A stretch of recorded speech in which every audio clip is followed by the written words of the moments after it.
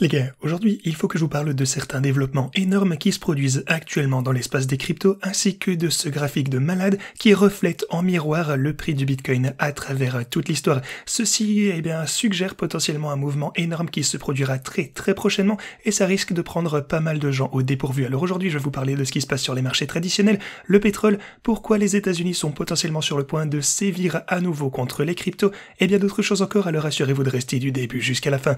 Bienvenue à tous, je m'appelle Maxime et je vous apporte chaque jour des nouvelles vidéos en français sur les crypto-monnaies en vous apprenant comment vous faire de l'argent sur ce marché. Si vous êtes nouveau sur cette chaîne, alors soyez sûr de vous abonner et d'activer la cloche dès maintenant.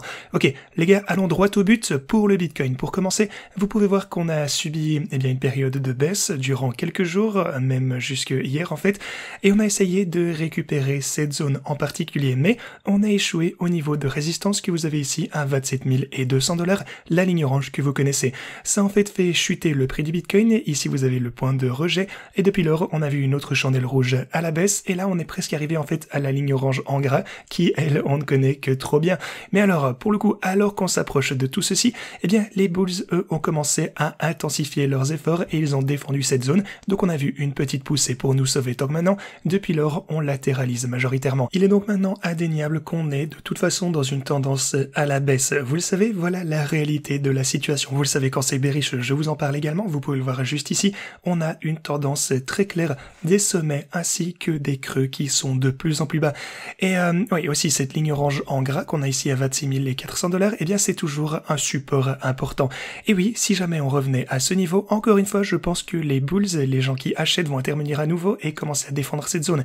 Mais voilà, de toute façon, si on continue à évoluer sur le côté pendant un peu plus longtemps, je pense que ceci risque de maintenir le prix du Bitcoin, à moins, bien entendu, que quelque chose de drastique ne change, pour la situation géopolitique actuelle.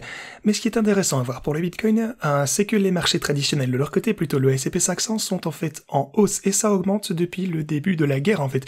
Vous pouvez voir qu'on est actuellement au niveau de 4417, et on a effectivement récupéré ce niveau de résistance qui est donc maintenant transformé en support. Voilà déjà une bonne nouvelle. Les marchés traditionnels ont augmenté, tout comme le pétrole, ça pour le coup on ne le sait que trop bien. Après avoir vu cette première pump une fois que la guerre a été déclenchée, vous pouvez voir qu'on a connu un léger ralentissement de ce côté. Et oui, on a une chandelle verte ici, mais regardez plutôt ça. On a un léger ralentissement de ce côté. On trouve en fait, on se trouve plus ou moins au même prix, là où s'est situé le prix du pétrole en fait avant le début de la hausse qu'on a pu constater durant le week-end dernier. Donc voilà. C'est déjà une chose à laquelle il faudra prêter attention, les marchés traditionnels sont en hausse et le pétrole pour le coup ne se porte pas trop mal. Alors pourquoi le Bitcoin chute-t-il? C'est la crainte des nouvelles mesures de répression contre la crypto à la suite de ce qui est en train de se dérouler. Il faut que je vous montre quelques preuves ici dans un moment. Pour le coup, on sait que Hamas utilise effectivement la crypto-monnaie, ils utilisent également des comptes bancaires, ils utilisent de l'argent liquide, ils utilisent tout ceci bien entendu, mais la peur qui existe en ce moment, et ça a d'ailleurs été rapporté par le Wall Street Journal dans un premier temps, et donc les États-Unis, Gary Gensler et le sénateur Warren, ils vont utiliser ce récit, on va dire, pour tenter de faire pression en faveur de davantage de réglementation contre la crypto-monnaie et davantage, de règles contre nous. Ils utiliseront la situation actuelle au Moyen-Orient pour tenter de sévir encore plus durement. C'est donc la raison pour laquelle le Bitcoin continue toujours de chuter, alors que les marchés traditionnels de leur côté sont toujours en hausse.